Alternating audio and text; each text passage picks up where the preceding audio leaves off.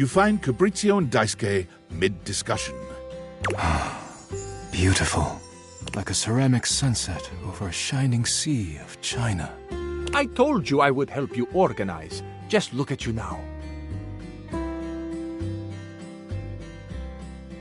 Even an injury cannot slow you down. Your assistance has allowed me to catch up on the rest of my work. I'm truly grateful. It's no problem whatsoever, amico mio. Ah, speaking of friends, it seems as though you have a visitor. Ah, we will speak again, Fabrizio. Farewell. Ciao. You have the air about you of one who has completed their mission. No. Fabrizio was only helping me reorganize inventory. You finished your deliveries then? Very good. It is almost as if our near-tragic accident never happened. With your help and Fabrizio's, I suppose this means my work is finished now. Daisuke stares up at the dishes in the cabinet with an inscrutable expression. You wonder if now might be a good opportunity to bring out another side of Daisuke. There must be something else to be done. Perhaps I can rearrange the dishes again.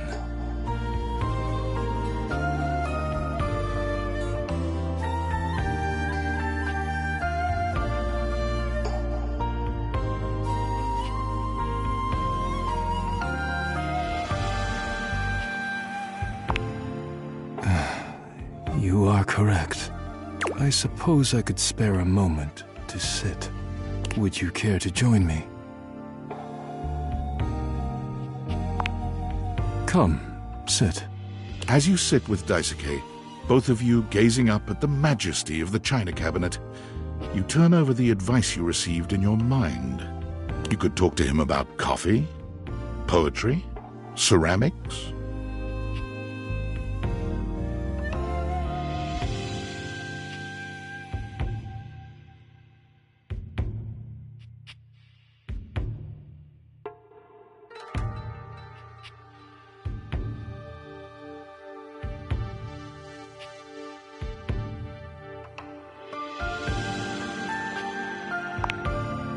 I was, for a time. Coffee is a layered, complex experience, similar to ceramics in many ways.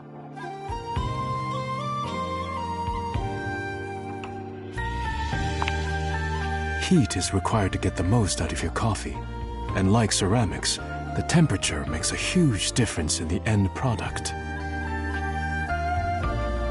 Different subtleties of flavor emerge at different temperatures, and there's a certain amount of work to be done with one's hands. It was satisfying work. For some time, I was deeply interested in brewing coffee. Kopi was most helpful and informative. I studied coffee under their tutelage with the same intensity and fervor I applied to my study of ceramics.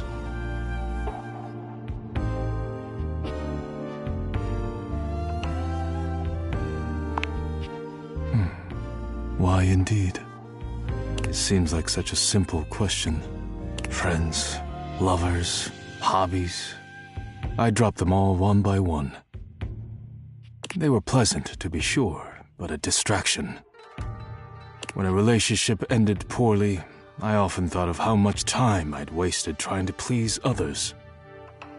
When a hobby reached a plateau, I felt as though I let time slip through my fingers, time I could never get back. When I work too much, I do not have similar regrets. Or at least, I used to think so. Being forced to slow down has shown me perhaps my priorities have been incorrect for years.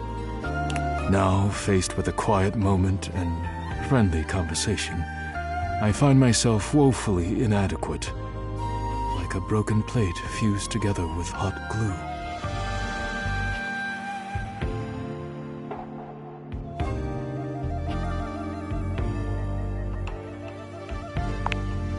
It is a kind offer, truly, but I am unsure if there's anything left to salvage here.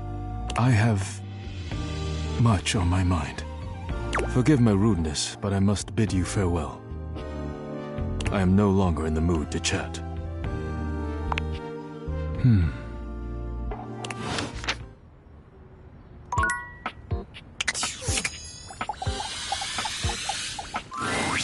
Hey, thanks for coming back.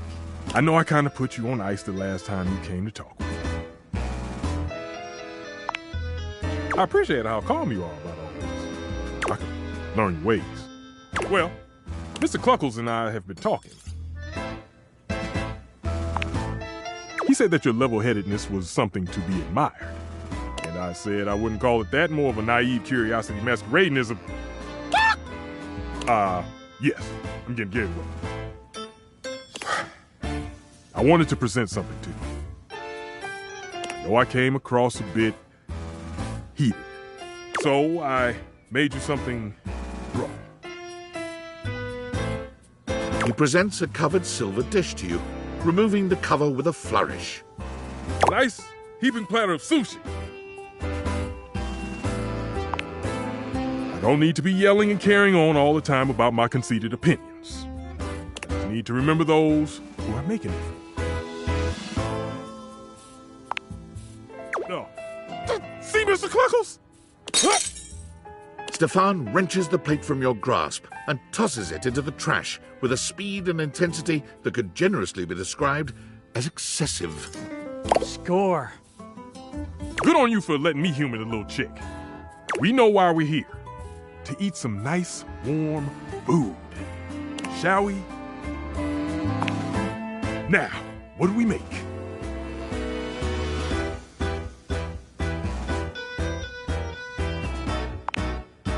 Getting right into the thick of it. Now, this one takes some time and effort.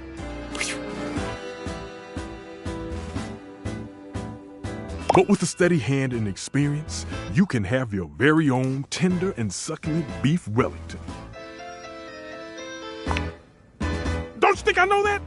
It's vegetarian beef made from mushroom duxelle, a mince carefully prepared by Chef Stefan. You really understand the way to a stove's heart. That wasn't that easy.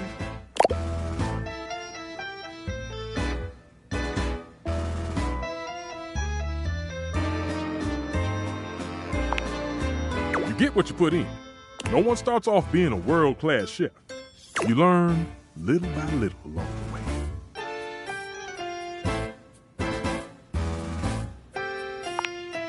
It just takes practice and patience. I suppose a little respite is worth the effort. You know, I really enjoy cooking with you. Perhaps you can give this old stove a whirl and do it again?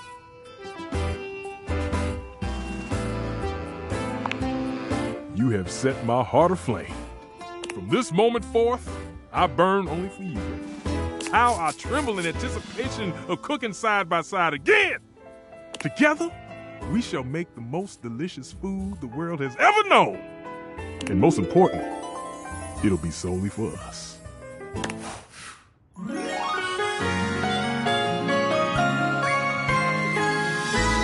My love, it burns for you.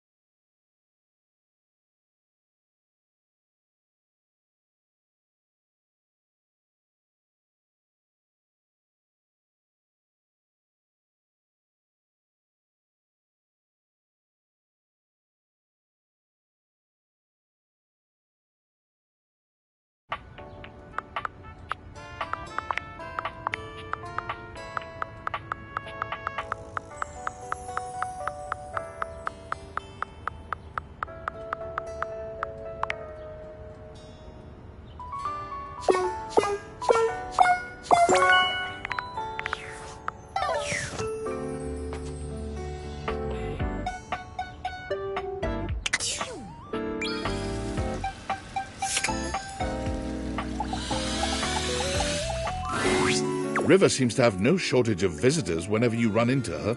This time her companion is a statuesque figure in black. You recognize Lady Memoria right away. Don't concern yourself with the opinions of those beneath you. There is only one real answer to your question to begin with. Yeah. Ice, my dear. Ice preserves perfectly. It leaves everything just as it should be, forever beautiful. That aside, a lady never allows herself to boil over. Do not let them see you crack. Do you understand? Yeah. Excellent. Memoria breezes out of the room, not even looking your way. Perhaps she didn't see you, or perhaps she's just lost in her own thoughts. River doesn't seem at all encouraged by Memoria's advice. When she sees you, she starts for a moment, then sighs. Oh, hey.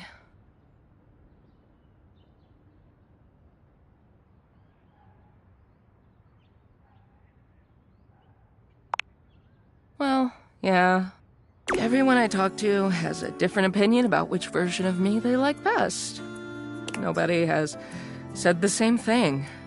What am I supposed to do with 10 different answers?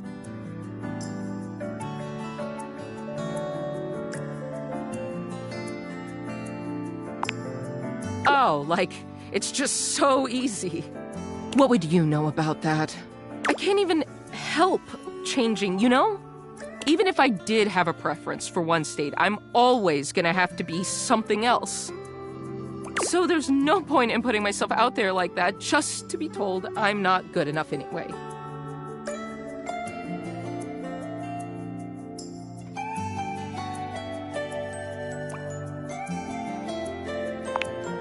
Thanks. River falls silent, perhaps thinking over what you've said to her, or perhaps turning over everyone else's words. She sits, drawing her knees up to her chest and looking off into the distance. Whatever is on her mind, it's plain to see she's 1,000 miles away. No. Go ahead.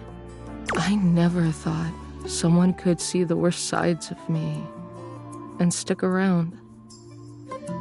I'm so glad you're still here.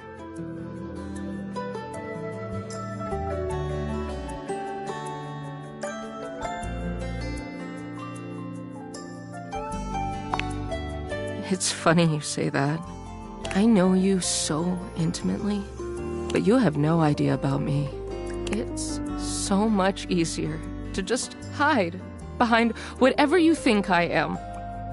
Whatever you want me to be. What can I do for you, sugar? Everyone likes that river. What happens when you see all the ugly parts of me? What do we do when you know it's all lies?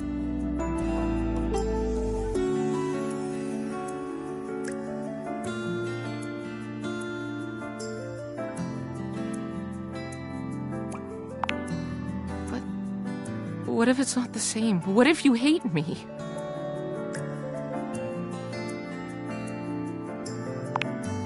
River laughs. You've never seen her look so sincerely amused. Maybe. Maybe not. Well, thanks for listening. I gotta think about all of this. I'm clearly not gonna find any answers in asking everybody else.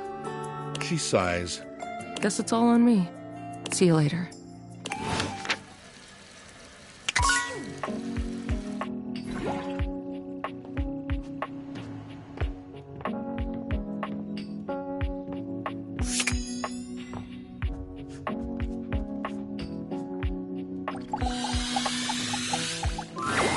Hello again.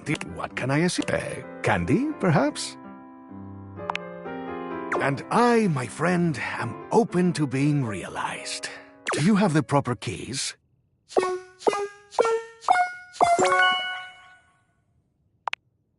Come on, Keith. Let's unlock your potential. The spectral energy flows through your Dateviators, and what was once merely a skeleton key becomes...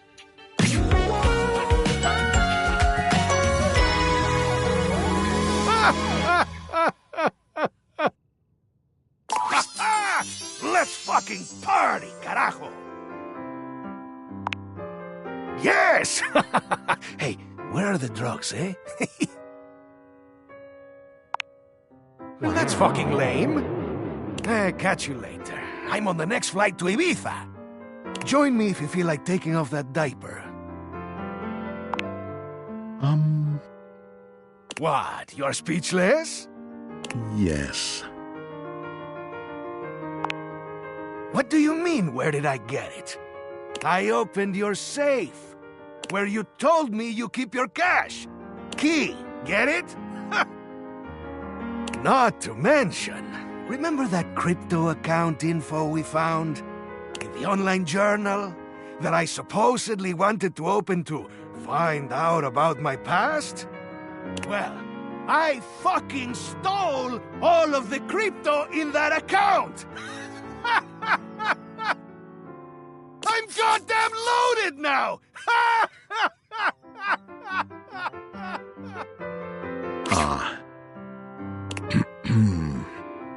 Well, Keith did indeed get on the next plane to Ibiza, which happened to be full of missionaries of the Church of Latter-day Saints. After being caught consuming a certain unnamed substance in the bathroom through an unnamed orifice, a heated argument broke out between him and the flight crew. Keith's last words were, "See you on the other side of the moon, lunch ladies!" before exiting the plane via the emergency door at 30,000 feet. Yes, he did. Almost certainly.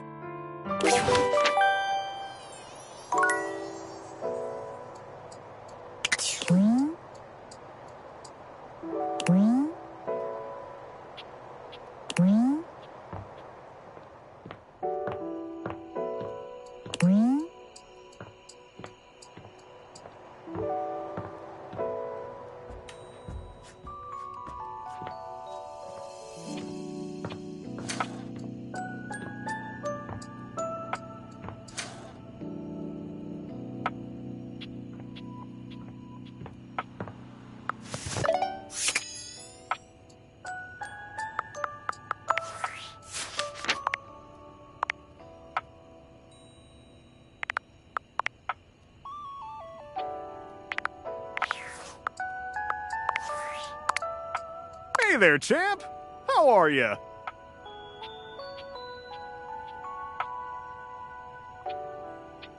Glad to hear it.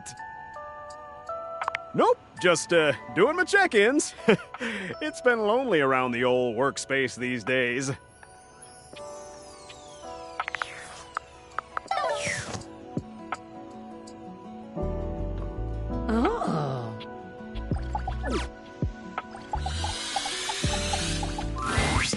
Cutie, here for a hug?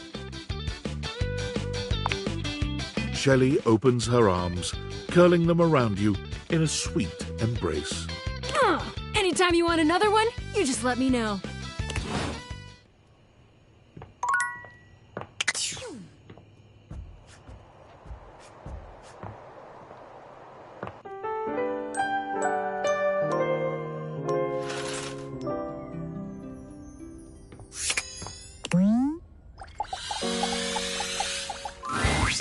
Cutie, here for a hug? Oh, what? Me?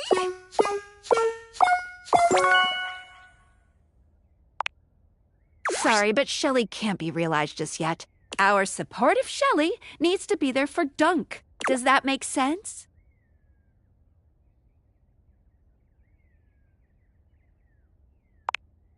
Happy dating!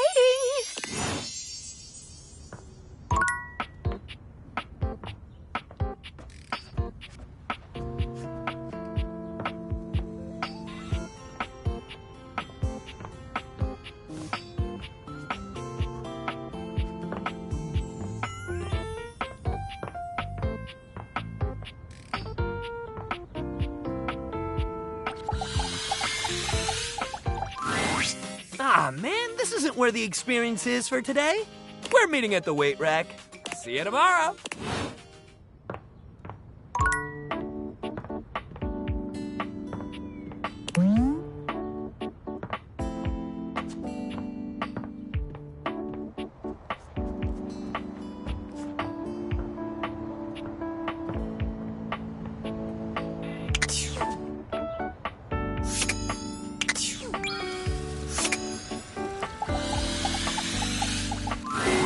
River is alone when you come to see her, for the first time since the two of you met this way.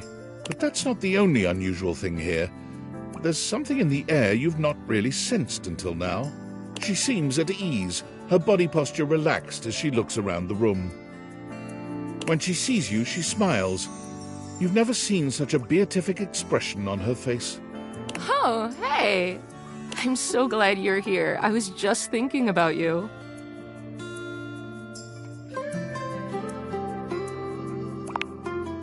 Oh, that's sweet. I just wanted to thank you for our conversation the other day. Nobody's ever really seen all of me, you know?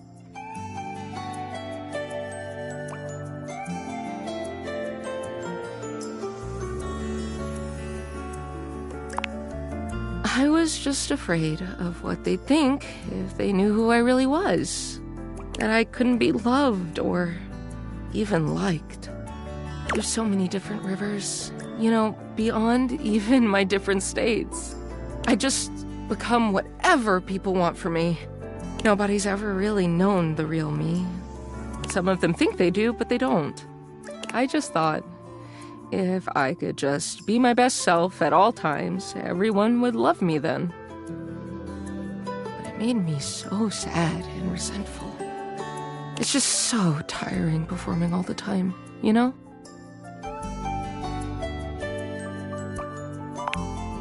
It's hard to avoid it in some ways. But I know I made it worse for myself. To some extent, this will always be me. Changing my state is out of my hands. It's who I am. But I don't have to change me. Does that make sense?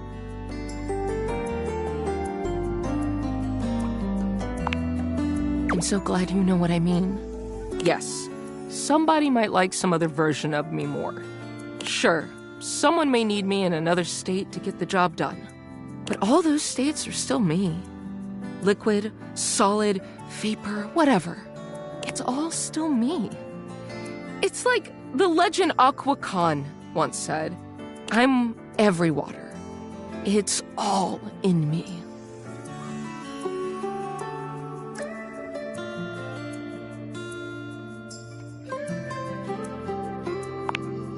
Aren't they? She exhales, as if steadying herself. Anyway, I don't think I could have had this breakthrough without you. You watched me question myself and everybody around me. I didn't even realize it at the time, but I really let you see the neediest, worst parts of me, and you didn't even care. I know you well, but you barely know me. And still, you let me be me. Her smile grows warmer. There's a new tenderness in her gaze. It means a lot to me. More than I can express. She reaches her hand out to you. I know you intimately, but you've never gotten to know me like that. I just want to show you everything. All of me. Would you like to take a bath with me?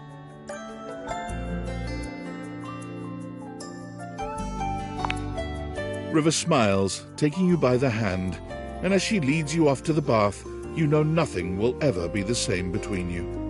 It's not as if the bath itself is a novel experience, but this time it feels like the bath is taking you. The water is perfectly warm, caressing you in your most intimate places with a touch that's both gentle and bold. There's no doubt that when the night ends, the two of you know each other more intimately than you could ever have imagined. River is such a constant presence in your day in so many ways. She might be ever-changing, but knowing that she feels safe enough to be her truest self with you means the world.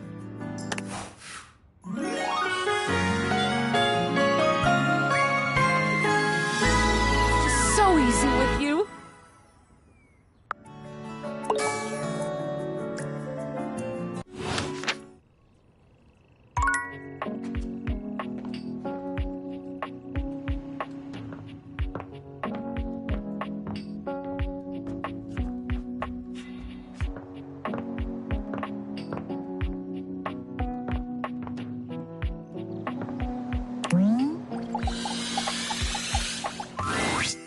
Welcome to the Abode of Mysteries, where today we will play the ancient game of chess.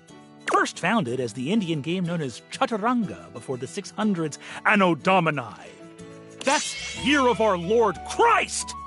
It traveled throughout space and time to reach us today as the most popular board game of all.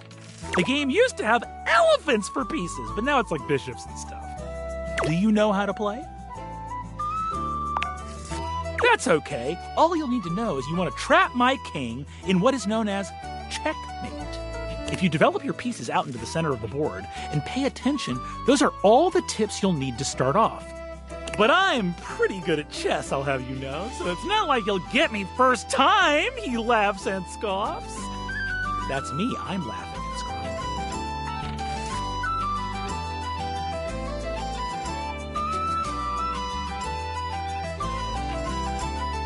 I have the pieces set up right here. You can be white, I'll be black, which means you go first.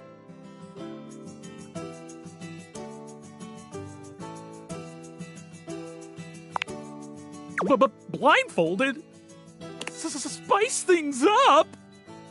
This is just like that dreaded swimsuit you suggested I wear. I won't let this sort of intimacy shake me this time.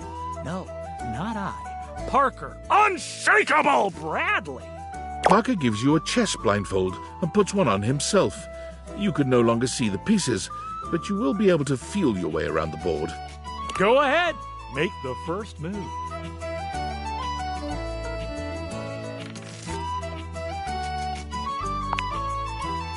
This must be some deep preparation. I move here. What say you? You feign reaching for a chess piece, going directly for Parker's hand instead. When your hand brushes his, you can hear him gasp and tremble. Apologies. I didn't mean to. You can't see him, but you can practically hear how red he's turning. Oh, drat. I've lost the position. I'll move my bishop here? Parker moves his bishop to a rather vulnerable spot. You can visualize it in your mind's eye.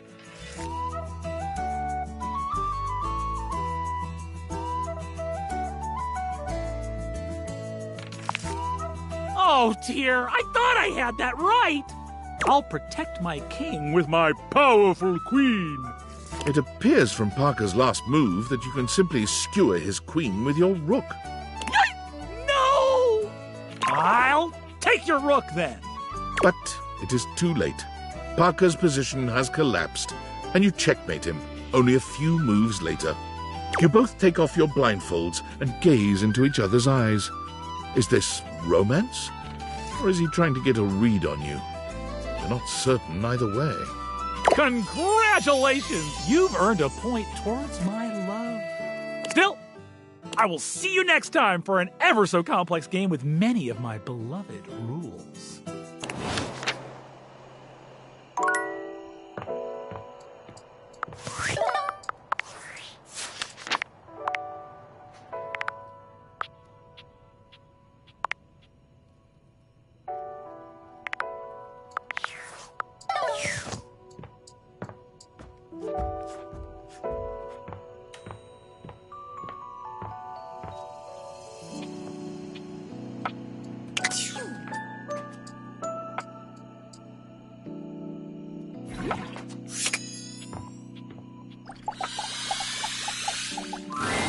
It's a bit difficult to tell exactly what music Rainey is listening to at such a dreadful speed, but it sounds almost like a high-pitched orchestra.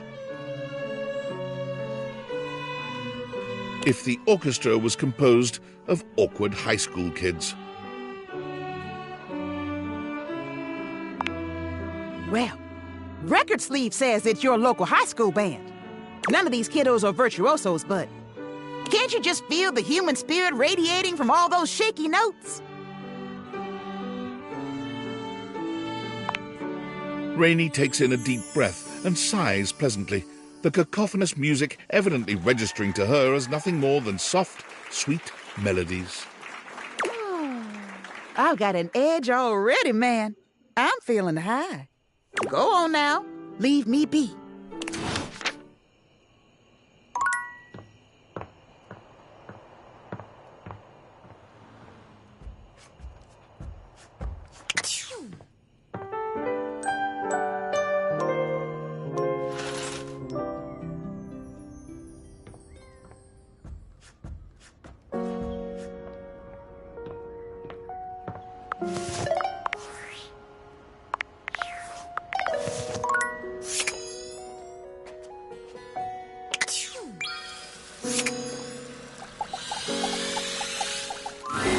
Hey there, gorgeous.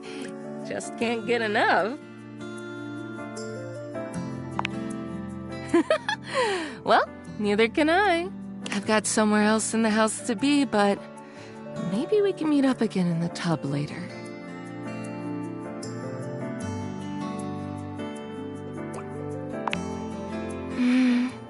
Me too. Hate to run, but see you again soon, cutie?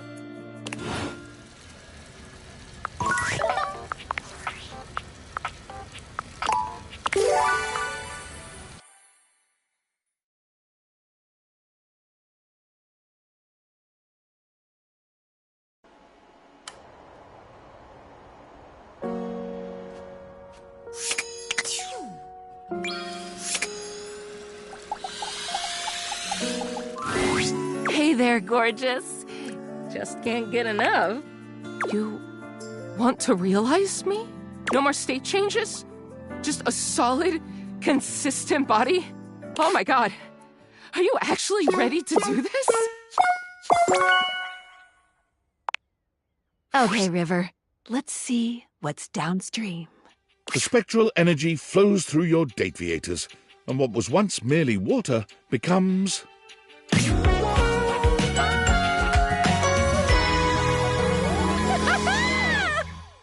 What's this feeling?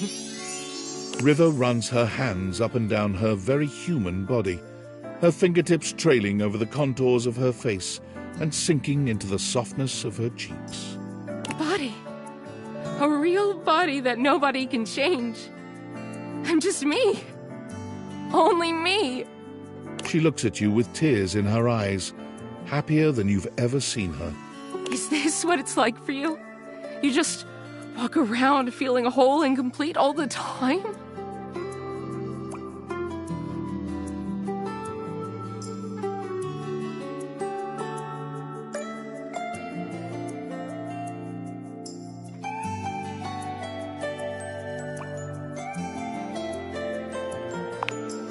River bats her eyelashes at you, drawing you closer with an expression that promises your absolute ruin. You know, I think I misspoke earlier. I think I might be missing something after all. But I think you know just what I need. She curls her arms around your shoulders, and in this moment there is no denying it. River is human, and she's all woman. Why don't we get out of here, lover? River takes an undeniable joy in the sheer humanity of your lovemaking. She worships every inch of your body, and she marvels at what her own can do. She's particularly interested in the marks and signs your body bears after your joining. It's also new to her, and she treasures every moment. When she bids you goodbye the next morning, she promises to return to visit, marveling all the while at how consistent her body remains, whether in your arms or in your bed. River can't seem to leave all the elements too far behind her. At first, she craves being near the water. It's all she's known, after all. She takes up a job as a lifeguard at the local pool, but lifeguarding is stressful work, and she quits a few weeks in. Not long after that, a chance encounter at one of those make-your-own-candle stores changes the course of River's life and budding career. What is this?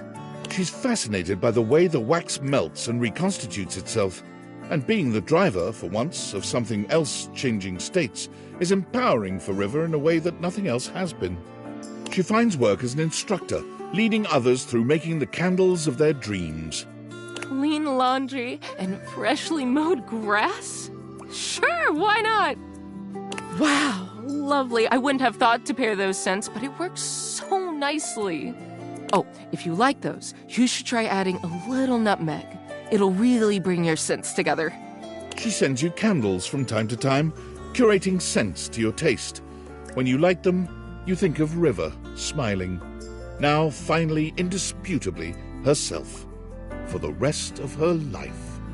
That's 5 realized dateables. Good job. Up top, we can't. Here's to more happiness.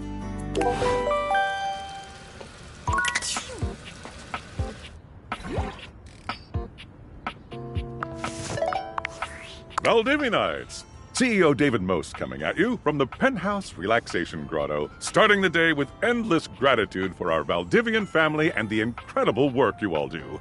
Let's make today amazing! Superstars, before today's upcoming all-hands meeting, I just wanted to address the elephant in the Relaxation Grotto.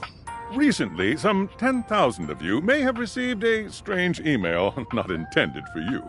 This correspondence has understandably raised a lot of concerns, but let me assure you, those concerns are misguided and unnecessary.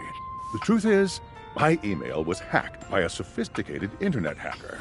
We have yet to determine the exact culprit, but all signs point to a disgruntled former employee. Most likely Sandy, from corporate events planning. She was a worthless loser, and no one liked her. I'm sure we'll discuss more during today's meeting, but the top line is Valdivian is absolutely not in danger of running afoul of the federal government. Additionally, for her negligence that allowed this breach, our Chief Security Officer, Valerie Hernandez, has been terminated effective immediately. We appreciate her valued contributions to the Valdivian family and wish her great success in all her future endeavors. Mucho éxito, Valerie. Looking forward to a lively exchange of ideas.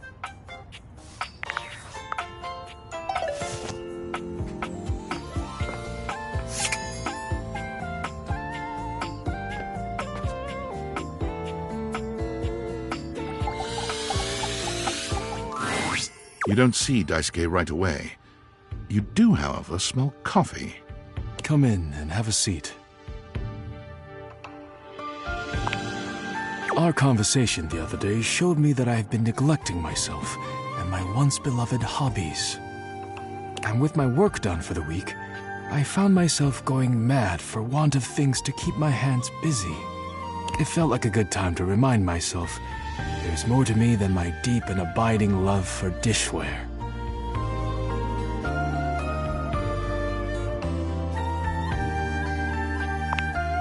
I'm glad, because you are the reason I came to this realization in the first place. Indeed. When you injured me earlier, I was furious. I thought my worth lay only in my work, and now someone had taken my work from me. But being forced to lean on others allowed me to do things differently. I am embarrassed to admit that you and Capriccio have even improved on my process in ways I hadn't imagined. I am far more efficient now. So, if you'll allow me, I would like to make you a cup of coffee to show my gratitude.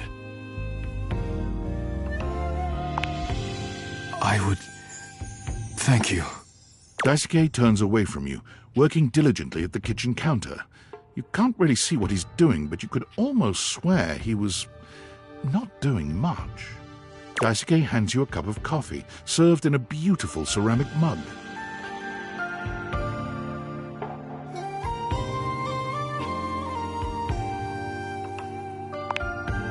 Mine? No. Mine are in storage. Daisuke looks at you as stoically as ever, but there's a hopeful glimmer in his gaze. Please, try it.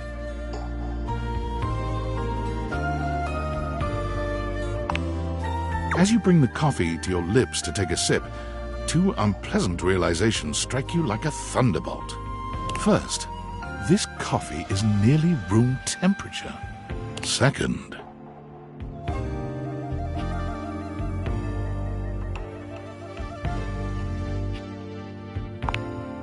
exactly.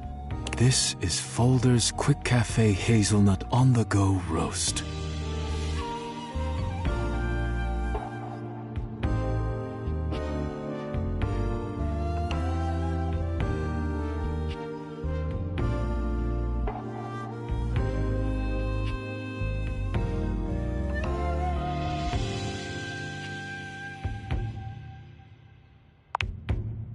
Thank you. You are kind. I could not get Kopi to say as much, and she is supposedly an expert on coffee. It pleases me that you appreciated my coffee. To tell you the truth, watching you gaze upon it, I feel warm inside.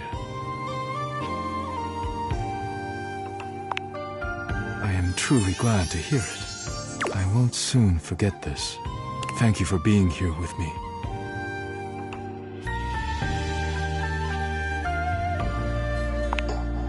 You and Daisuke sit in a pleasant silence together. When it comes time to part, you know neither of you will forget this moment. Oh.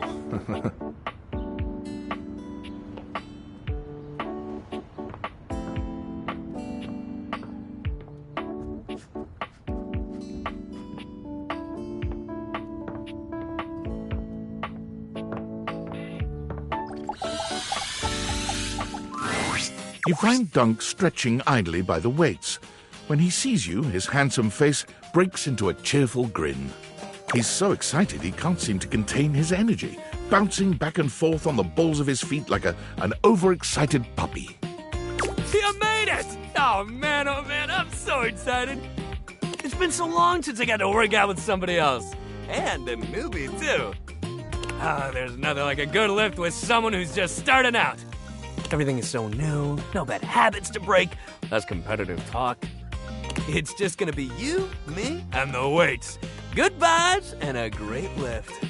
A shadow falls over the two of you. A massive, blonde, and bearded figure looms over you.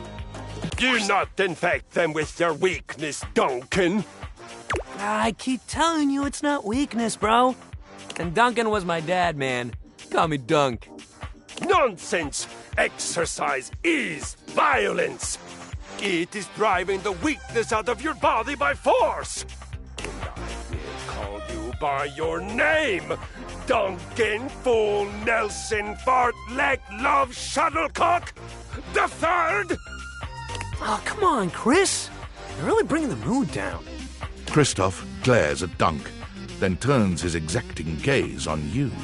You! Tell him what you need. Yes! You need to have the weakness beaten out of your soft body. He pauses for a few long moments before finally adding, with exercise. You have neglected yourself for far too long. In my domain, you will do so with intention and strength. None of this real winners do their best and know their limits sentiment and foolishness. You really gotta relax, man. All of us share this room.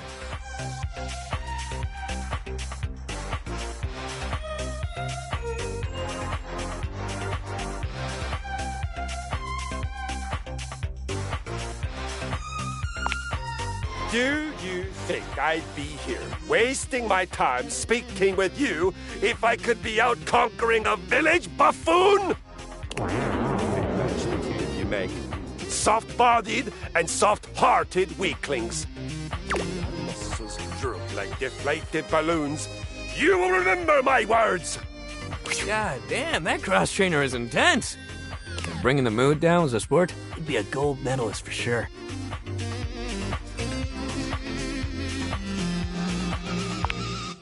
Hell yeah, man. Back to the program. Anyway, today's activity is weights. He gestures to the weights you've long since abandoned. They're still in decent condition, if a little dusty in places. Nothing like a good lift. You can work your whole body out. Anybody can get a good burn going with weights, even if you're only lifting a couple pounds to start. It's a great place to start your fitness journey. There ain't no rules, no competition. All you need is yourself and a good attitude. So, ready to get started? Dunk is so cheerful and confident, it's probably more work than it's worth to turn him down. You could, but do you really want to hurt his feelings?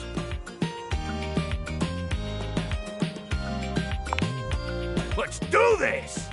You lift weights for a while under Dunk's supervision. He ensures your form is always correct and that you're not lifting more than you can handle.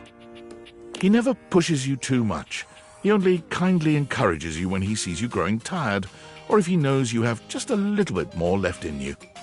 When he calls time, you sit down, sweatier and more exhausted than you've been in a while. Yo, that was amazing, especially for a first session. You doing okay, buddy?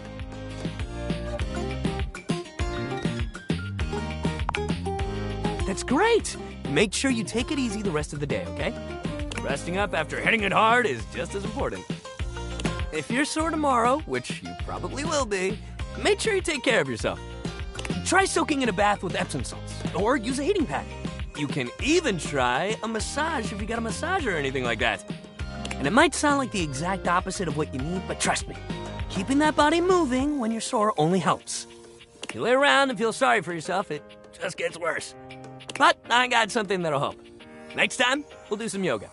I mean, it'll make you sore too at first, but it'll help you with the rest of the stuff you do.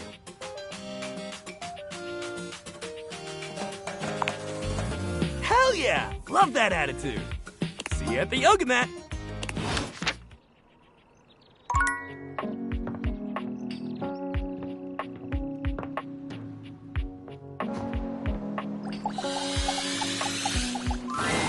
Today, we will be playing a popular and complicated game.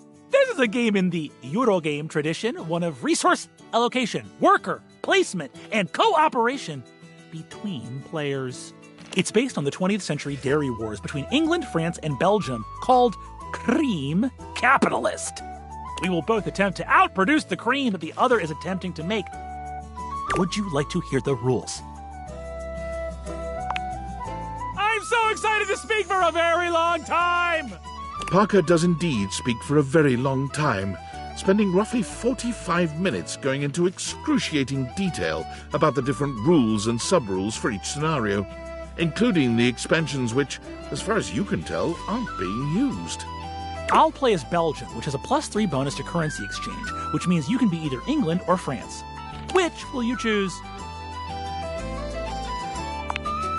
I knew you'd choose that. There's nothing interesting about France at all, in the game or real life. And I can confidently say that there will be none of this tomfoolery, getting my emotions all twisted up with your sexy situations. I will keep my emotions in check and my resources properly allocated. Begin! Parker distributes the pieces, a 10-minute process. You receive 5 cards with various types of cream-making machinery on them, 6 bulk cooling tank pieces, 24 cream maker worker pieces, a pasteurization token, and 8 or 9 things you can only describe as shapes.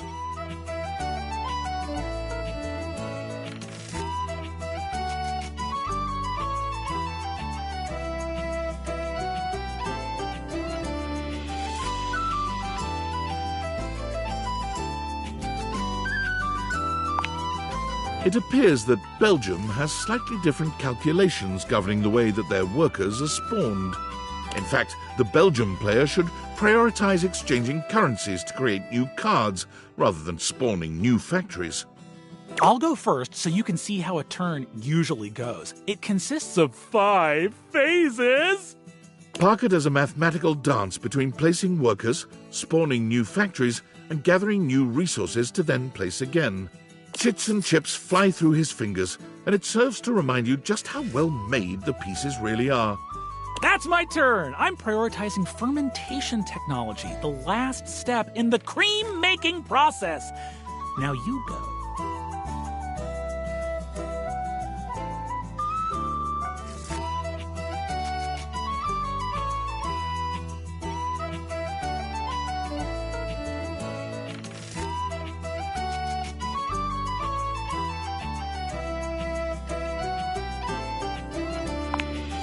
You plug your resources into the slots to unlock fancier cream skimmer centrifuges. Soon, you'll be able to make cream faster than Parker. That's all right. I have more than enough workers for the fermentation process, which you will suffer from. The turn goes back to Parker, who spends 10 more minutes going through the 5 phases. I've invested in new technologies. Once my factories are complete, my process will be airtight. Making cream will be a dream.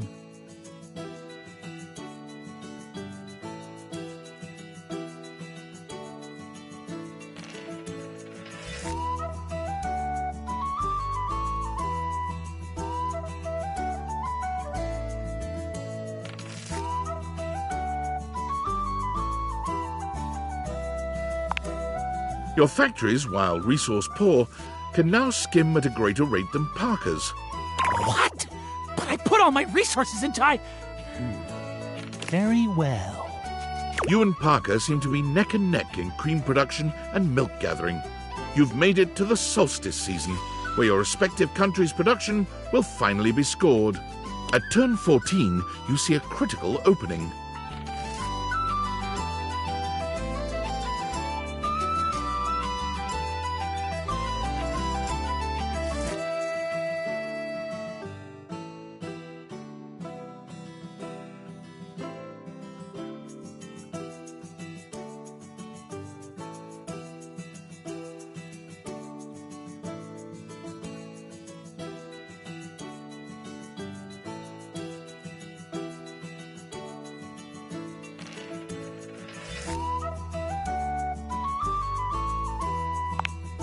Going all in on the final turn.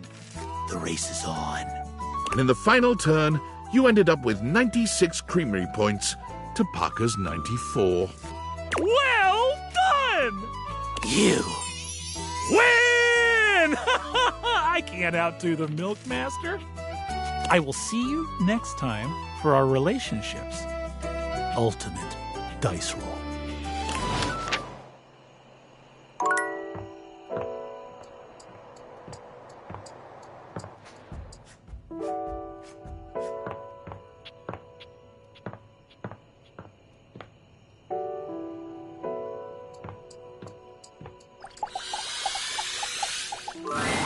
Rainey is for once not dancing, nor listening to disturbing music. Her face lights up when she sees you, and she immediately surges forward, grabbing your arm. There you are! About time you showed up. Why should I sit around reliving my glory days by my lonesome? If nobody's inviting me to parties anymore, I'll make my own. And you're coming with me.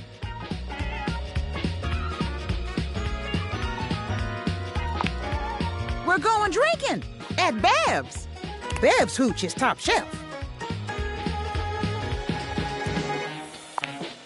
What I need is to get ossified, so pipe down and get moving. Beverly is surprised to see the two of you, but she certainly seems happy enough. Ha-ha! There she is, the good time gal herself, the grand dame of Giggle Water. Well, look what the cat dragged in. Oh, and you too. Hey, Bev. Hey, yourself. What can I get you? Remember that secret stash? Is it time? Damn straight. You still remember where it is? Like I'd ever forget. Second floorboard from the back, third floorboard from the corner.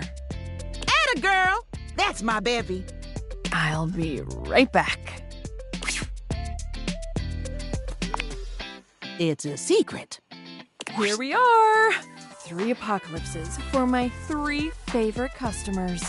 I'm my own favorite customer, by the way. Bottoms up.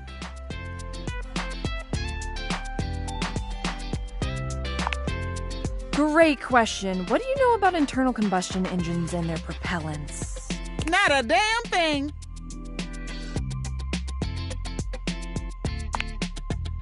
Just a normal drink here. Bottoms up. Salud!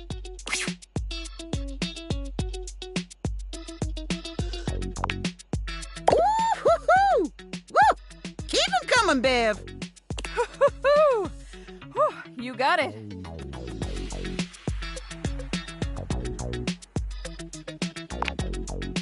Yes! Top shelf giggle juice, baby.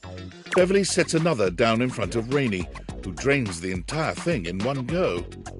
Oh, you holding up okay? That stuff is ancient.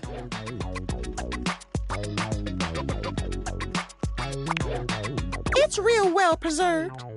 The couple that owned this house in the 70s were real big on making their own wine. Shirin and Fareed Shahidi. Oh, haven't heard those names in a long time. Wasn't everybody drinking this stuff that night you, There is a long silence as Beverly's words settle in. Rainie's face crumples into a sob. Oh no. Rainie, I...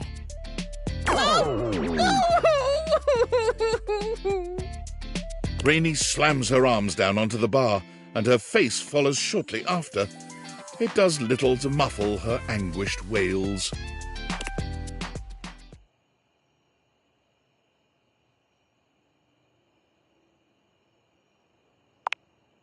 Well, you know, ever since that night, it's no secret our sweet Rainie hasn't really been herself for a good long time now.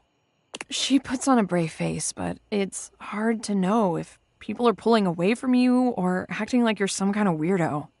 One minute everybody wants you at all of their parties, and the next people are acting like they don't know you. That hurts. Rainie finally quiets, though she doesn't lift her head. Everybody thinks I don't know what they say about me, or I don't see how they look at me. Just 'cause I act like everything's copacetic, they think they can say whatever they want. Rainie lifts her head to look at you, her pretty face streaked with tears. You're the only one who's been hanging out with me lately. You know I got a few screws loose, but you're still here. You really don't mind it?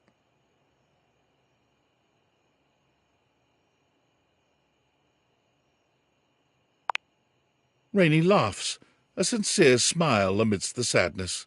People think I don't know what's wrong with me, but I do. I can feel those damn screws rattling every time I dance. It just reminds me of what happened.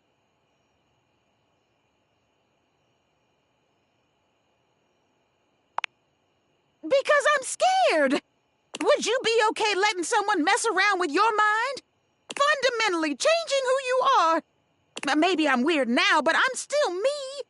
And if I tighten those screws back up, well, who am I then?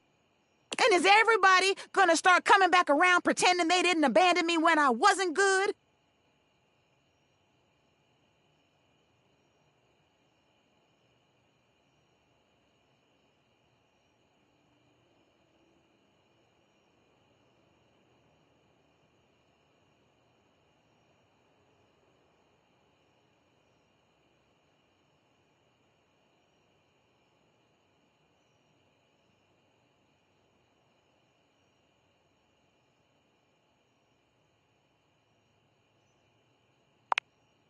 I guess so. Rainie sighs, examining her own distorted reflection in Beverly's cocktail shaker. You do deserve better, Rainie. And besides, not everybody's left your side. I've been here, and I'll be here. Maybe you make some new friendships. Maybe you get to know yourself all over again. But you don't have to be alone anymore. You deserve to be okay. Someone comes sliding onto a stool next to the two of you, shooting you and Rainie a cheeky wink and a few finger guns as he does so. Hey, look who it is! Tony! Dollface! What are you doing here? Oh, you know, just trying to mend my broken heart. You need help with that? Because I got this new staple gun. Works like a dream. Oh, no, it's just a figure of speech. Damn, I really like that staple gun. Oh, I actually could use your help, though. You are just in time. Old Tony's always just in time. What do you need, cutie? Do you have a screwdriver? Oh yeah, I got a couple of those. You want the flat-looking one or the pointy star-shaped one? The Phillips head, please. Who's Philip? What's wrong with his head? The pointy star-shaped one? Yeah. I was just testing you, but hey, you passed. I knew that. And you don't tell nobody no different. I'll drop those off for you later. Thanks, Tony. Anything for you, Dollface. And baby, fear me, would ya? You got it, boss. I'll see you two later then. And I'll bring that Philippe, that head from the Philip guy. Phillips head. Remember? The pointy star-shaped one. Yeah, the pointy star shape. I knew that. God, I can't believe I just did that. I'm proud of you.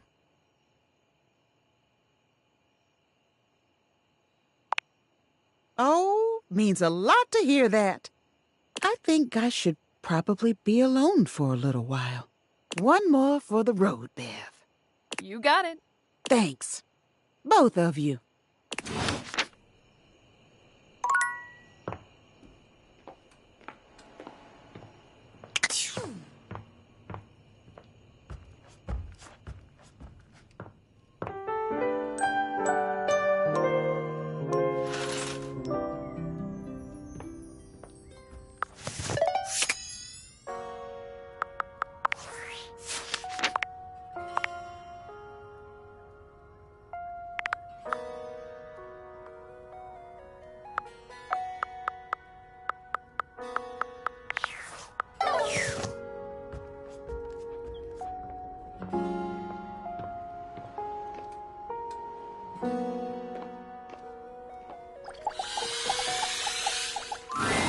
As always, you find Daisuke standing silently, deep in concentration.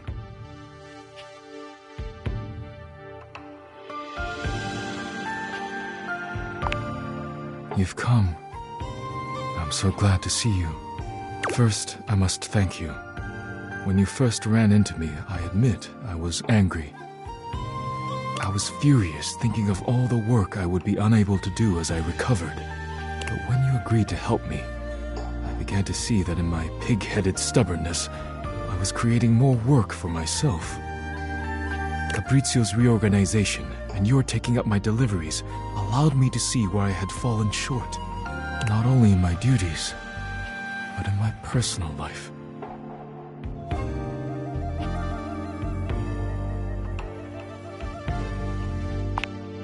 Yes.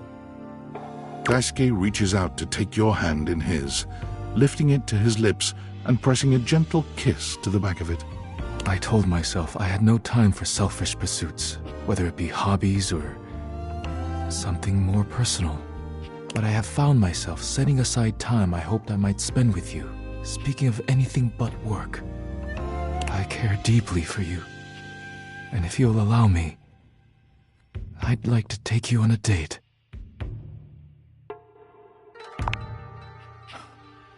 I'm pleased to hear it. If you care to leave here with me, there are things I wish to say and do that should not be done in front of the dishware. I would hate to rattle them.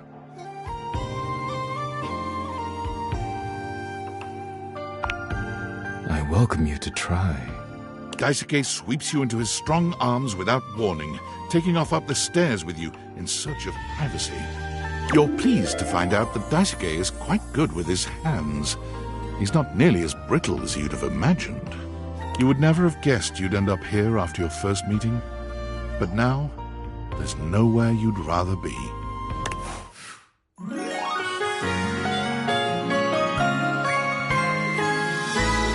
Love is truly priceless.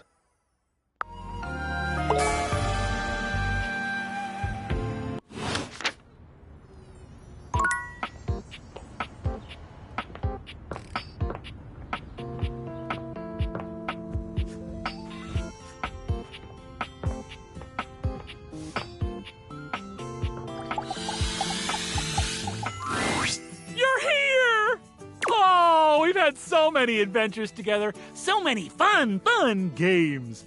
Now, I'm so excited to find out my feelings for you. Are you ready to begin the process?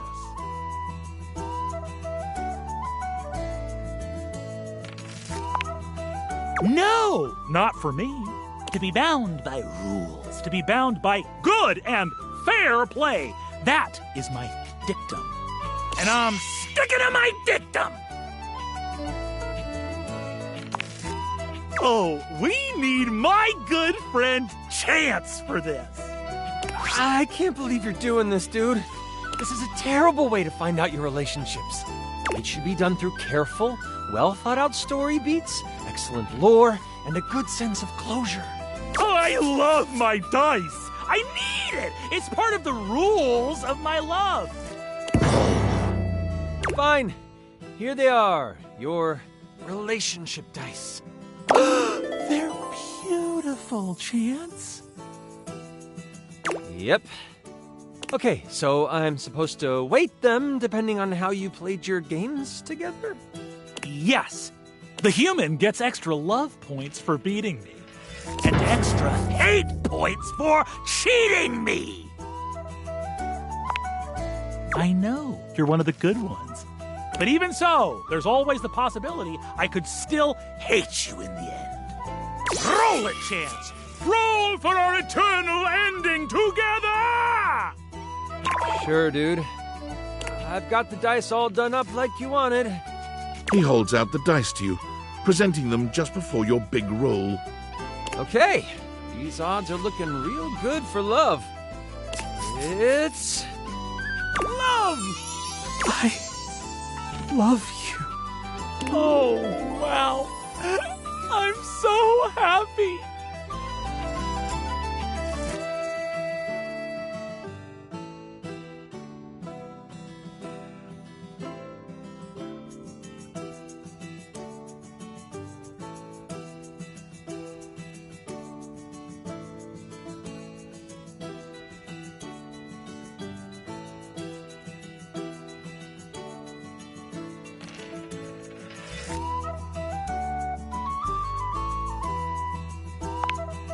Absolutely. We can always go one step down. That's in the rules. You're the best, Chance. Thank you so much. Sure, dude. Whatever. I wish I knew how I felt about him, but he never lets me roll for our relationship.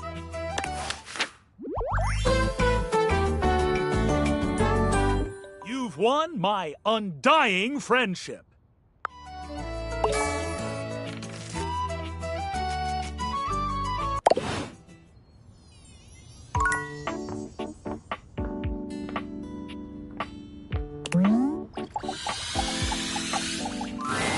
Dunk is in the middle of a downward dog pose, showing off surprising flexibility for someone with a physique as rugged as his. When he sees you, he straightens up and waves, but not before you've gotten a good long look at him, in a rather compromising position. Hey, there's my favorite new workout buddy. Ready to try some yoga?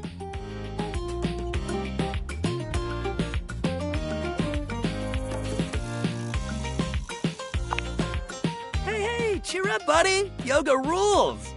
Yoga is popular these days, but when I first started doing it, you wouldn't believe how many of my fellow athletes wouldn't take it seriously. Even now, you still got equipment like Chris, who thinks it's soft stuff for babies, and nothing could be further from the truth. But also, like, who cares if it's soft or not? Real strength comes from not caring about other people's opinions. We're gonna get our yoga on, and nobody's gonna tell us we can't. As if on cue, another household object appears in your periphery, perhaps to tell you you can't. What up, what up, what up? Dunk's normally unflappable smile grows slightly rigid. Ah, Shelly, hey, we were just about to... Do some yoga? Yeah, I heard. Shelly throws her muscled arms around the two of you, bringing you in for an uncomfortable group hug. She's squeezing far too tight, evidently unaware of just how strong she is. But why do yoga when you could lift? Do you know how good at hugging you can be when you lift? Dunk manages to free himself from Shelly's death grip. You feel his strong fingertips wedging between Shelly's arm and your shoulder. Lifting is good for your hug muscles, there's no doubt about that. But you gotta have a balance, dude. Besides, yoga builds strength too. Dunk finally manages to pop you out of Shelly's grasp, but she seems entirely unbothered by your escape.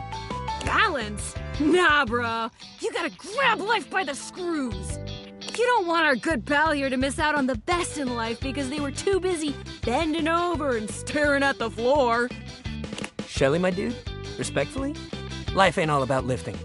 Shelly's mouth drops open, as though Dunk has just said something absolutely unthinkable. It might be a good time to intervene.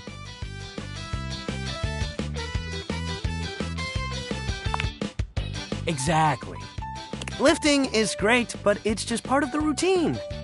How can you say that? How else are you gonna lift your friends up and carry all their burdens and make them a part of you until you push them away or you collapse under the strain of it all? Why, that's no way to live at all. Look, we all got our priorities. It's great that you want to do that for your friends. But what kind of world would this be if we all did Shelly's job? I'm not sure. This seems to break something in Shelley. She wanders away, muttering to herself. What if everyone did Shelly's job? So many muscles. Dunk exhales, placing his hands on his hips as he takes a moment to recenter himself. Calm. Okay, yoga time. So first of all, how do you feel about yoga? You ever do it before?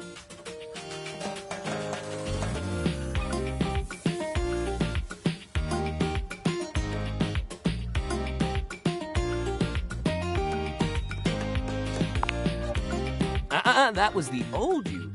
The new you might love it. Let's just try it and see. All right, let's get into it. How about we start with a nice down dog pose? Can do. Okay, just go ahead and put your hands down in front of you like this. Dunk demonstrates the move for you, placing his hands on the floor and bending down in a V shape. His movements are fluid and easy, and when he's done, he turns to look over at you with a bright smile. Make sense? Your turn. You bend down into a decent downward-facing dog pose, keeping your feet shoulder-width apart and placing your hands palms down on the mat ahead of you. Your body forms a graceful triangle shape. Dunk is elated to see your excellent posture. Yeah, that's it. You're killing it. Now, see if you can lift your leg up behind you so you're in a kind of standing split. Dunk lifts one leg from the ground until it's parallel with his arms, continuing even beyond that until he's in a proper split. He's surprisingly flexible for such a big guy.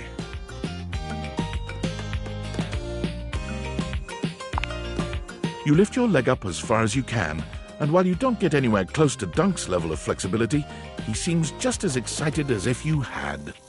Hey, yeah, that's it! You got this! You're giving it your all!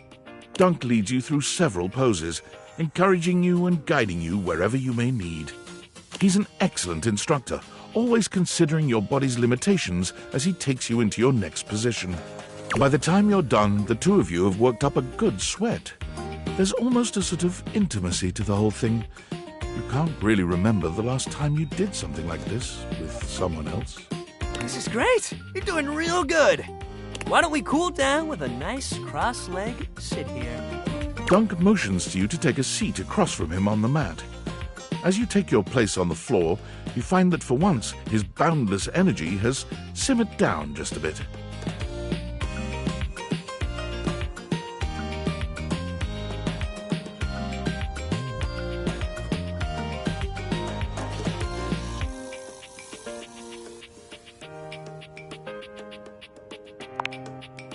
I don't!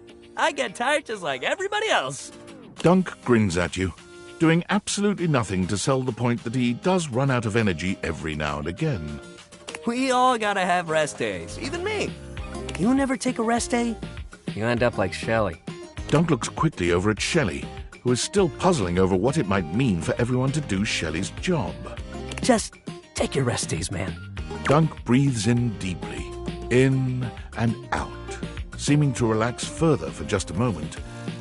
And then he's clapping his hands together and back to his usual energetic self. Great workout today, man. Really, you killed it. Next time, we're gonna do some good old-fashioned sports. I'll even let you choose the ball.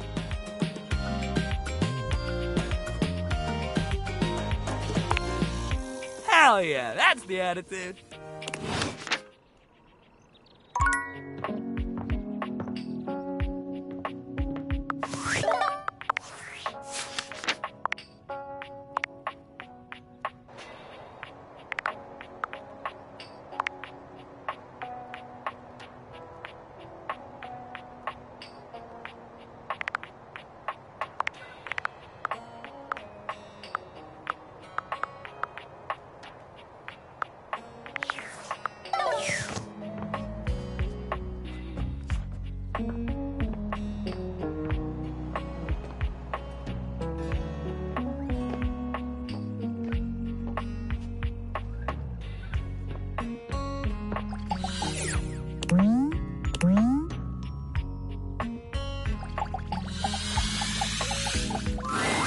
Rainey is pacing when you find her, wearing a small circle into the carpet beneath her feet. She's clearly been at this for a while.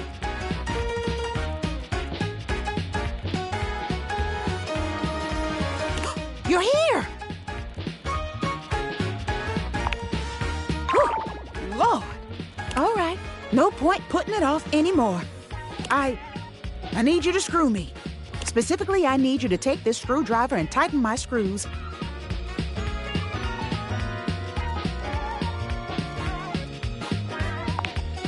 Hold on! There's one more thing. I gotta take my top off.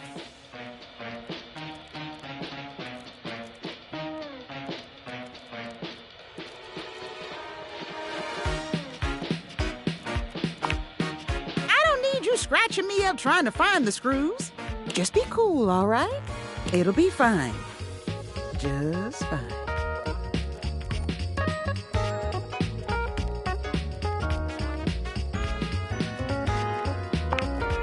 Rainey removes her top, turning to face you with a determined gaze. She's clearly afraid, but there's no hesitation in her eyes. Let's do this.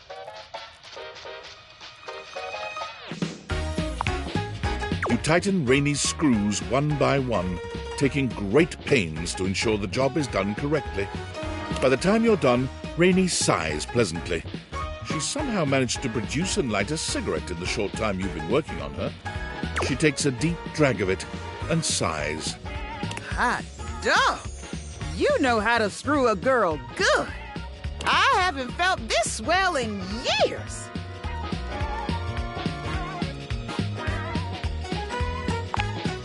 I'm happy you helped, too. Rainey dresses herself, her movements languid and smooth. I haven't felt this good in a long time. And you know, I ain't been this close to nobody since my little spill. I forgot what it's like to have someone in your intimate space. I really missed it, to be honest.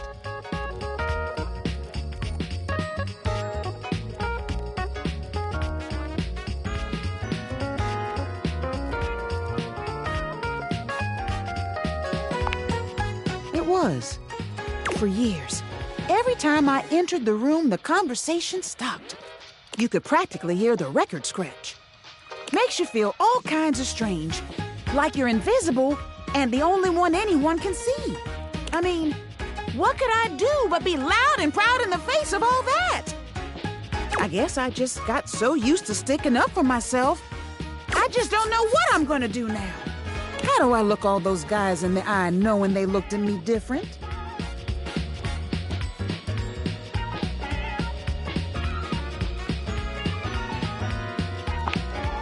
Why should I have to be honest? Shouldn't they just know? Rainey takes another deep drag of her cigarette, blowing the smoke away from you. Ooh, I am a changed record player after that. Look, this has been fun and all, but I'm gonna need a little time to myself. Scram, won't you?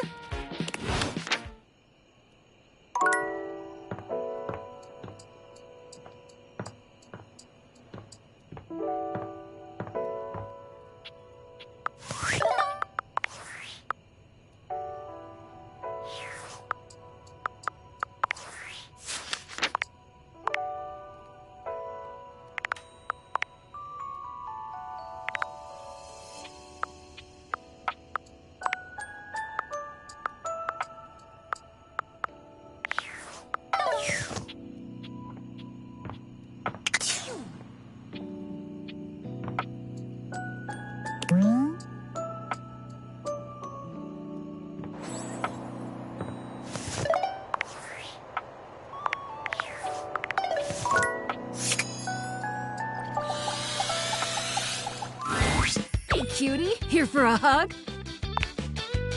Oh, what? Me? Come on, Shelley. Let's get in one last set. The spectral energy flows through your Dateviators, and what was once merely a shelf becomes...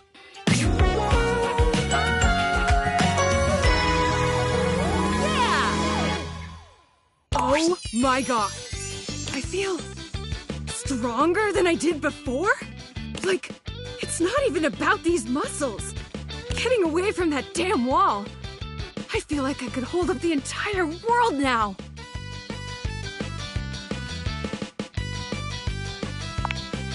For the first time, you see a mischievous gleam in Shelley's eye. Ooh, baby! I'm gonna twist you up like a pretzel! And twist you up like a pretzel she does. Shelley's new human form comes with boundless strength, endless stamina, and an eagerness to fold you into positions you never knew your body could achieve. Shelley is the happiest you've ever seen her. Without the fear of falling weighing her down, she's a fantastic time. Shelley absolutely crushes it on the bodybuilding circuit, making a splash with her debut. But simply being strong is not enough to keep her happy. Realization hits her when she's at the library, browsing the self-help books. The shelves in the library make Shelley feel at home. These shelves have seen so much. And they never get tired of doing their work. And the books they hold help other people find their happiness. Oh, I gotta be a part of this! Shelley becomes known around town as the Swole Librarian, or the Swolebrarian, using her impressive muscles to stock books with ease and point patrons in the direction of their desired titles. She still wrestles with the fear of failure from time to time, but the scent of books and the silent strength of the library bookshelves always reassure her.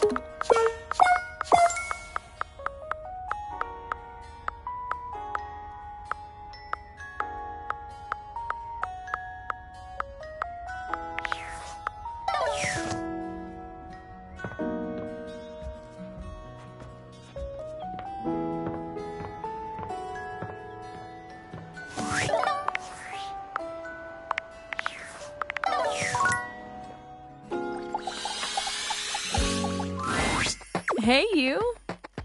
I missed you. Come in. I always have a seat saved just for you. You ready to get so drunk we end up passed out on the floor while holding hands?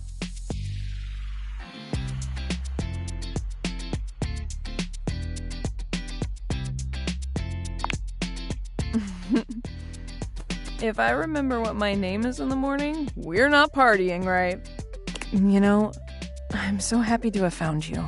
My special someone who will always hold my hair out of the toilet. Now, this time, whenever I wake up in the bathroom, I can rub my success in Jean-Lou's stupid face. Bottoms up! Let's get messed up!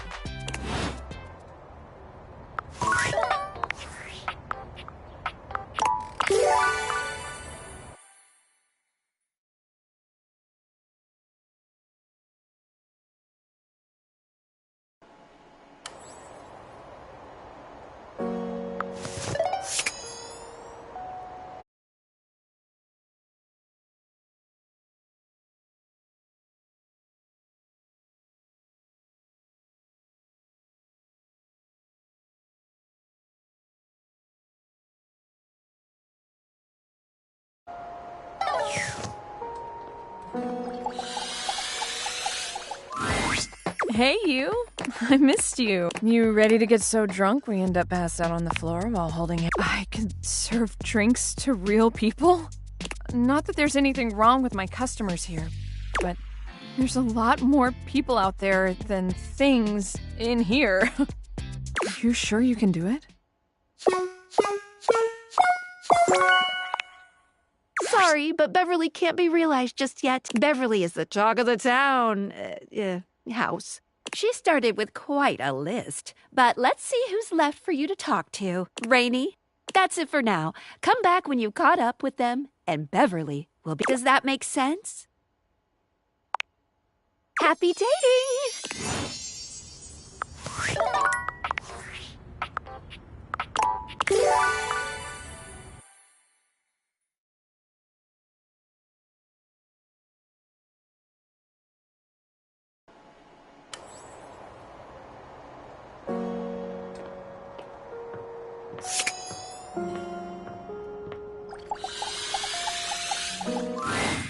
Hey, you. Did you sleep well? I can walk into the light? For real? Let there be shadow. The spectral energy flows through your Dateviators, and what was once merely a shadow becomes...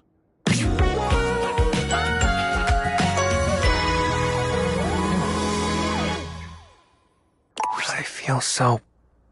warm. Skips looks up at the sun for the first time, stretching his now human hand towards it in wonder. It's so... beautiful.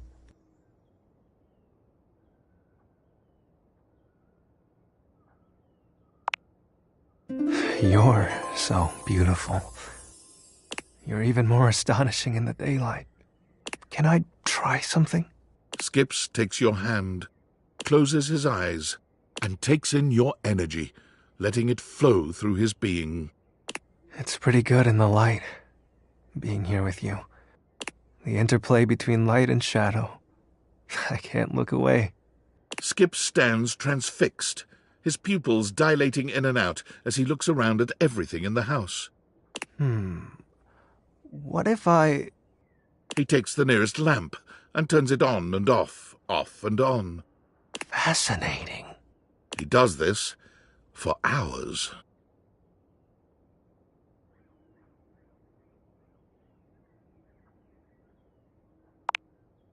Ooh, the contrast between the volumes. These shapes which transfix me. I know what I need to do now. With resolve in his eyes, Skips stares straight into your soul.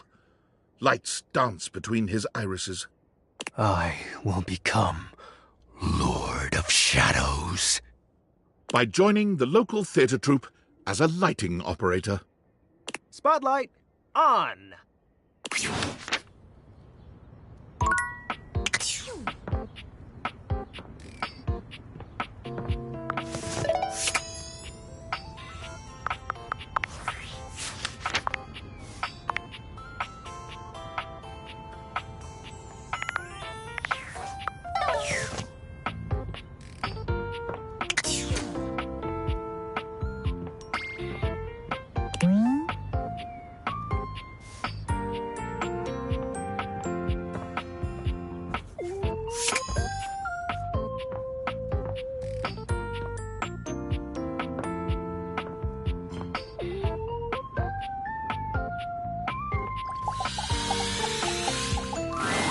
Dunk is dribbling a basketball when you find him today. He handles it with a practiced ease, bouncing it between his legs and twirling it on the end of one finger. Hey, you made it! He passes you the ball. You...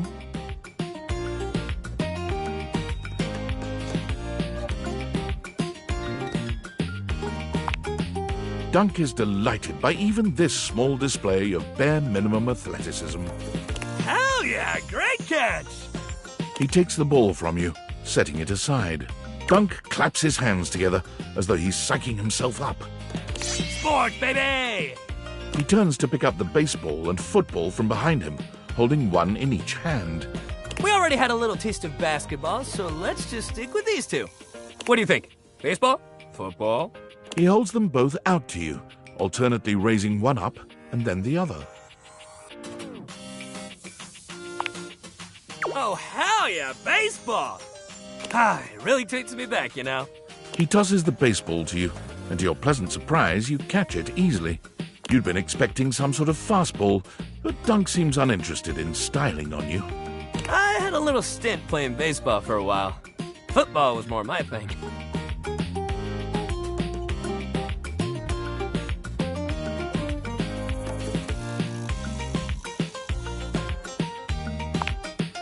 What's a baseball kind of guy seem like? He narrows his eyes, squinting at you as he tries to pass what this could mean. You think I'm the kind of equipment who likes getting hit by a bat? I mean, hey, no judgment or anything, but that's not how I like to get down. You throw the ball back to him, and while your pass is clumsier than his, he still catches it with ease. I took up baseball after I turned down pro football. I used to play it for fun before, but I kinda needed a break. Everyone around me was so mad at me for turning down the chance of a lifetime, my dad especially. He just couldn't get that playing competitively at that level was his dream, not mine. I just couldn't even pick up a football for a while. I'd always get too sad.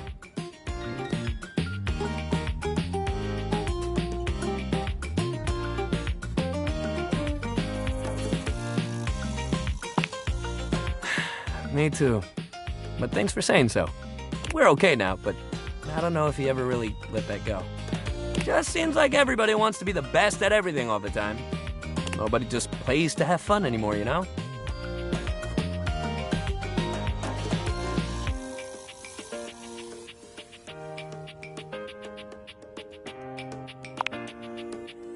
Yeah?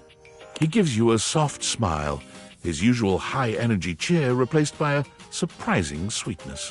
It's quite charming. Well, I'm glad you feel like I do. I don't get why everyone else has to make it so hard. Sports and exercise should feel good.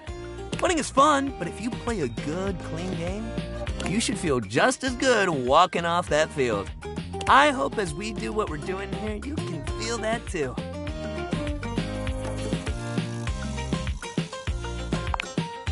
Good. That's all I want to hear. At least we can keep shit fun here on our own. Dunk tosses the ball up in the air, catching it handily. Great hustle today. Real good. We should keep up that positivity. Change it up a bit and try something new. Okay, yeah. Next time we'll hit the rackets.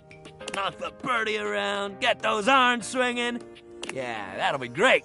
Meet me at the rackets, pal.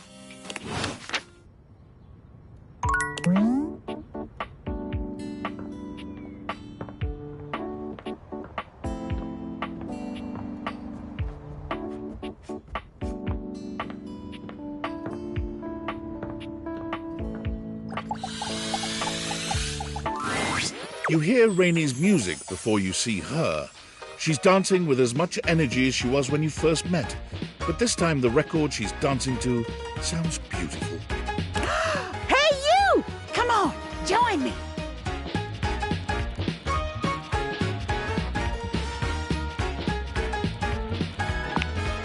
You do your best to mimic her frenzied movements. You're not sure how successful you are, but Rainey seems happy with it nonetheless. Yeah. Get hot. Get hot.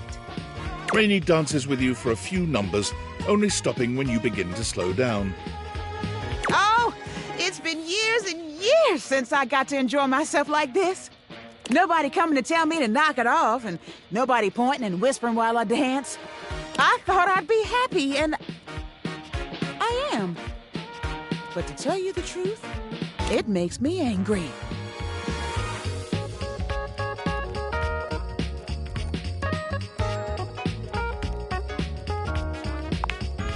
Yeah, I hear you. But anyway, I don't want to talk about everybody else. All this time, even when I wasn't me, you kept coming back to see me. To be honest, at this point in my life, I can't see me with nobody but you.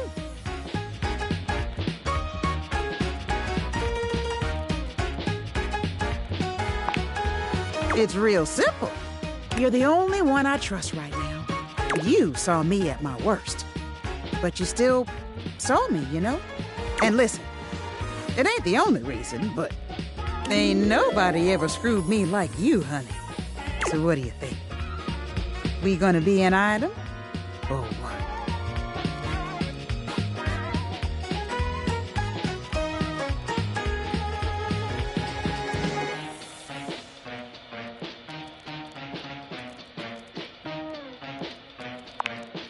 Oh, yeah?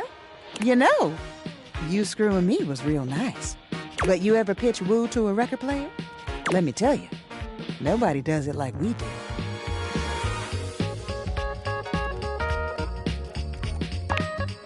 You got no idea what you're in for, sugar.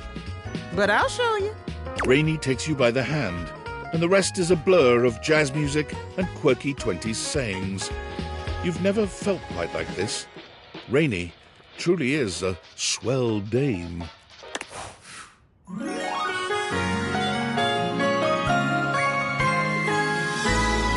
cut a rug, baby!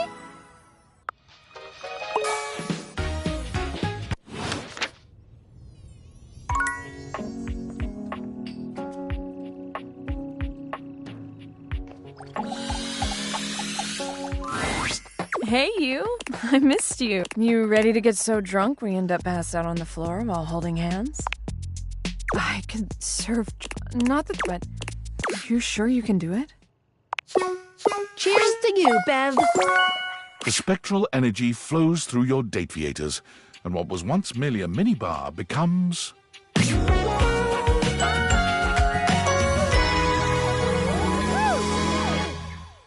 Whoa. This used to be me? All those little bottles and stuff? That looked good. Beverly takes a swig. Oh, I burned. Oh, I burned. Oh, that does not go down smooth. Whew. Maybe my drinking days are behind me, but my entrepreneurial days are just beginning.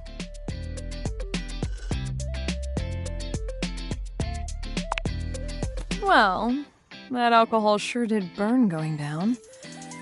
And I do feel pretty hot. Let's fade to black.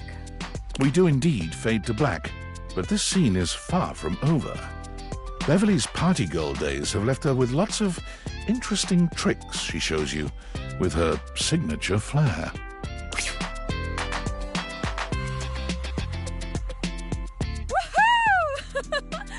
Let's have another round on me. Beverly got her start at a local bar as a barback to learn what the human drinking scene was like. But with her supreme knowledge of beverages and bubbling personality, she was quickly promoted to head bartender. By saving up some cash, she purchased a foreclosed property that she put her blood, sweat, and vodka into. I'll call it, the Tipsy Tumbler. To no one's surprise, the Tipsy Tumbler became a local favorite, packing the pub with crowds every night. It attracts the attention of franchisers, but offers to expand are all declined. Because each evening, Beverly's bar is full of smiling faces and friends everywhere. What more could she want?